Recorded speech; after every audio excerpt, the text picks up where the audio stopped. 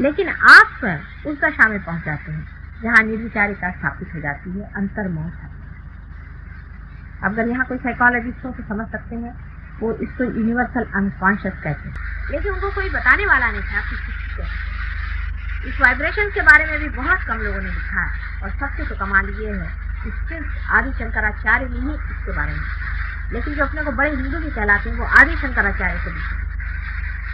आदि शंकराचार्य ने सिवाय सहयोग के और कोई बात की। उन्होंने यही कहा कि न सांख्य न योगे, सांख्य से योग से किसी भी चीज से परमात्मा को नहीं पाया जाता, वो सहज में ही हो जाता, अपने आप ही स्पॉन्टेनियस ग्रोथ होता है योग का।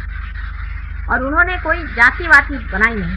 वो भी ये कह गए कि 3 तरह के संसार में लोग। एक तो ये कि जो बहुत ही निम्न श्रेणी के होते हैं, जिनकी बुद्धि खास नहीं होती है, जो पूरी तरह से अभी पूरे ह्यूमन बीइंग डेवलप नहीं, माने समझ लीजिए ये माइक है, ये अगर पूरी तरह से अभी मशीन तैयार नहीं हुई है, इसका मेन से कनेक्शन लगाने की कोई जरूरत भी नहीं और फायदा भी नहीं। इस तरह के जो लोग हैं वो भक्ति रस में पड़े रहे, उनका कुछ फायदा नहीं। दूसरे ऐसे लोग हैं कि जिनका मन इधर उधर बहुत दौड़ता है और उसके कारण वो बुरे काम या ऐसे काम में जीते रहते हैं जिससे उनकी शक्ति बहुत क्षीण है।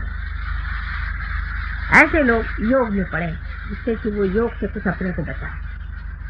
लेकिन एक तीसरे तरह के लोग होते हैं जो कि इतने आर्थ और इतने शुद्ध स्वरूप होते हैं कि उनके अंदर ये अद्भुत घटना घटित होती है।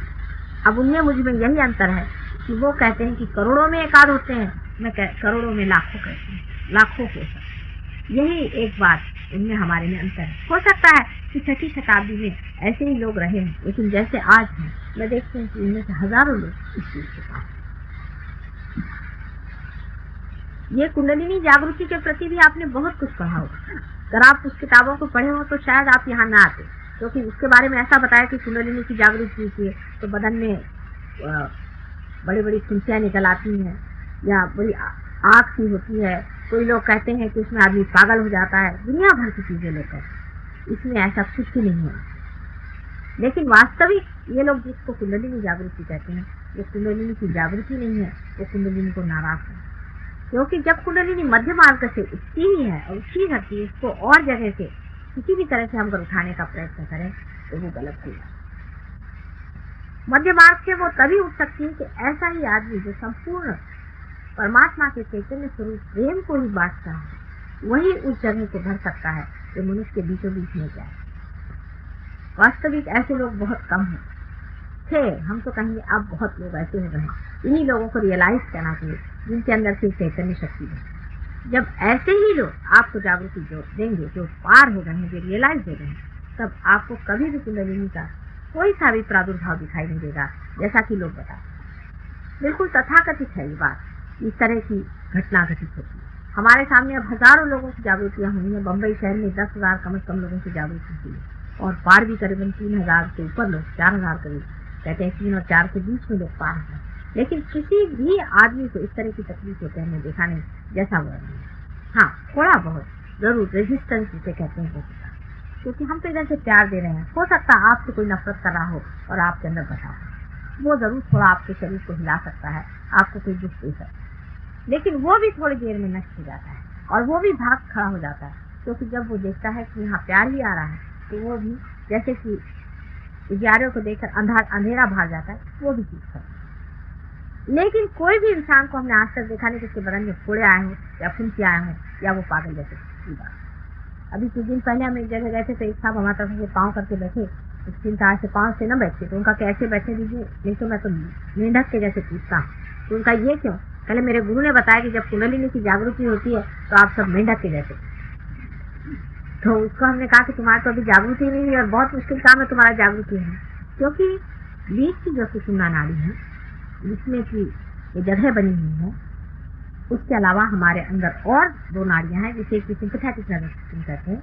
इसे हम ईड़ा और पिंगला कहते हैं। इन नाड़ियों के तप्त हो जाने से ही ये सब काम। और जब आप कुछ भी परमात्मा के नाम पे करते हैं उस वक्त आप में वो गर्मी आ जाती है। यानी आप ऐसा सोच लीजिए कि अगर आपने अपने घर का हीटर उसमें पानी डाले बगैर अगर चला दिया तो उसमें क्या हालत है? पहले उसमें प्रेम का, प्यार का पानी पड़े, जब तक उसमें प्यार का पानी नहीं पड़ेगा तब तक वो कार्य बन नहीं सकता। इसी तरह से जब हम बगैर उस परमात्मा को पाए हुए, उसकी शक्ति को पाए हुए, उसके नाम पर कोई भी काम करते हैं या क्रिया करते हैं, उसी वक्त हमारी जो सिस्टम है सिंपैथेटिक नर्वस सिस्टम वो चलने लग जाती है, ईड़ा या पीड़ा। कोई सी भी नाड़ी के चलने से, क्रिया शक्ति के बढ़ने से जो आपकी शक्तियां वो खत्म होने लगती। अगर आपकी ईड़ा अगर बहुत चलेगी तो आपको कैंसर जैसी भयंकर बीमारी, ओवर एक्टिविटी जिसे कहते हैं, और अगर आपकी पिंगला बहुत ज्यादा चल गई तो आपका कंडीशनिंग बढ़ जाएगा, आपके अंदर में जिसे कहते हैं भूत बाधा आदि ये सब चीजें। इसे दोनों ही तरह से क्रिया का करना निषिद्ध माना। लेकिन जब आप वही हो गए तब आप कुछ क्रिया ही नहीं करते। जैसे कि अब ये माइक है, ये क्या क्रिया करा सिवाय इसके कि मैं जो बोल रही हूँ वही आपको तक पहुंचा। इसी तरह से आप भी एक खोखली चीज हो जाते हैं, फॉलो पर्सनैलिटी हो जाते हैं, इसके अंदर की शक्ति अपने आप बह जाती है। इस खोखलेपन को आपके अंदर बची हुई आपकी कुंडलिनी प्रस्थापित है। कुंडलिनी आपकी माँ है, माँ आपके अंदर पहले ही से बैठी है। माने ये कि आप पहले से सब्लिमेटेड है। बहुत से लोग ऐसी भी बात करते हैं कि हमारे सेक्स को सब्लिमेट करना है, ये सब बेकार है। आप पहले ही से सब्लिमेटेड, आपको सब्लिमेशन का कोई सवाल ही नहीं, आप पहले ही से कहीं ऊंचे बैठे हैं।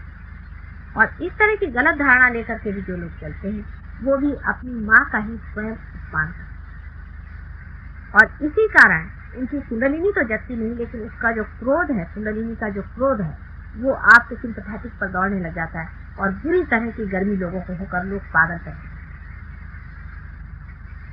क्रिया योग आदि आपने बहुत कुछ सुना होगा, इस तरह की बहुत सी चीजें हैं जो लोग करते हैं। अब बहुत से लोग हैं जब तब आदि भी करते, जब तक करना भी बाहर की बात। आप परमात्मा के नाम में कुछ भी नहीं कर सकते। यहाँ क्या कि आप इतना भी सोच लें कि हम कुछ भी जीवन कार्य कर ही नहीं सकते। मनुष्य अपनी भ्रम में ही ये बात सोचता है कि मैं कुछ कर सकता। बिल्ली कुत्ते कुछ ऐसा सोचते हैं, हम वही कर सकते हैं जो मरा हुआ काम। जैसे कि एक पेड़ मर गया तो उससे हमने खंबा बना दिया, इसको खड़ा कर दिया, सब मरी हुई चीज, कोई भी चीज जीवित नहीं। और बिजली और आपके जो प्रकाश है या लाइट और ये सब जो इलेक्ट्रिसिटी आदि जितनी भी जो कुछ भी आप शक्तियां जानते हैं सब जड़ शक्ति, इसमें से जीवन शक्ति एक भी नहीं। आप कोई सा भी जीवन कार्य नहीं कर सकते। माने आप इस फूल में से एक फल नहीं निकाल, एक बीज में से आप एक पेड़ नहीं निकाल। लेकिन मनुष्य को ऐसा भ्रम रहता है कि मैं सब कुछ करता, और जो ऐसे करोड़ों काम करता है उसके आगे आपकी शक्ति हुई क्या सकती जो आप कुछ करने। अगर समझ लीजिए कोई बड़ा भारी ऐसा मैग्नेट जो बहुत शक्तिशाली और उसके आप एक छोटी सी एक मैग्नेट है, आप कर क्या सकते हैं उसको अपनी तरफ खींचने के लिए, सिवाय इसके कि अपने अंदर जो मैग्नेट है उसको खत्म कर दें, इसमें एक आकार। मनुष्य कुछ कर ही नहीं सकता और करता नहीं है, ये भ्रम में बैठा हुआ कि वो करता है, क्योंकि उसके अंदर ईगो और सुपर ईगो दोनों का प्रादुर्भाव हो जाता है, मैनिफेस्टेशन। वो एक भ्रम को बना देता है कि मनुष्य कुछ करता है। वास्तविक परमात्मा ने आपको उन्हीं के अपने लिए बनाया। हम ही परमात्मा के शरीर, जैसे कि हमारे शरीर में जो शक्ति बह रही है वो इन उंगलियों से कार्यान्वित है। ये जितनी भी उंगलियां हैं ये हमें शरीर के एक स्वरूप में दिखाई देती, माने जड़ है। हम ही उसके जड़ स्वरूप है जो हमारे अंदर से वो कार्यान्वित हो जाते हैं। वो स्वयं शक्ति स्वरूप है, वो सब कुछ जानते हैं, वो सब कुछ करते हैं, वो सब प्लानिंग करते हैं, वो बारीक बारीक चीज को जानते हैं, लेकिन वो निराकार, वो साकार में हमारे ही अंदर कार्यान्वित। निराकार और साकार का कोई भी जगह है। जब आप कुंडलिनी पर आइएगा तो आपको आश्चर्य होगा कि किसी भी धर्म का किसी भी धर्म से झगड़ा नहीं। हाँ, अधर्म होगा तो होगा। ईसा मसीह ने एक जगह ऐसा कहा है कि those who are not against me are with. कितनी बड़ी बात उन्होंने कह दी कि जो मेरे खिलाफत में नहीं, मैंने जो चैतन्य की खिलाफत में नहीं, तो सब मेरे नहीं। या आप अपने कुंडलिनी में भी देख सकते हैं कि आपकी कुंडलिनी स्वयं न जाने कितने चक्करों में घूम पड़ी। जैसे कि आप पूर्व जन्म में समझ लीजिए मुसलमान रहे हैं, तो सब हिंदुओं को तो मानना ही पड़ेगा जो कि पूर्व जन्म को मानते हैं। हो सकता है कि आप चाइनीज रहे हों, जिस चीज को आप नफरत करते रहे होंगे वही आज आप पैदा भी हुए, क्योंकि उस वक्त आज नफरत करते थे तो आज आप इस जन्म में हो सकता है कि आप उसको इसलिए पा गए हैं कि जाने जिसको आप नफरत कर रहे थे वो बात इतनी बुरी। अगर पहले जन्म में आपने बड़ा ही अस्तित्व हो, परमेश्वर पे अत्यंत अटूट विश्वास हो कि हाँ परमात्मा है और आपको परमात्मा नहीं मिला और आपने इसी चीज से अगर खुदकशी कर ली तो इस जन्म में जरूरी है कि आप नास्तिक हो।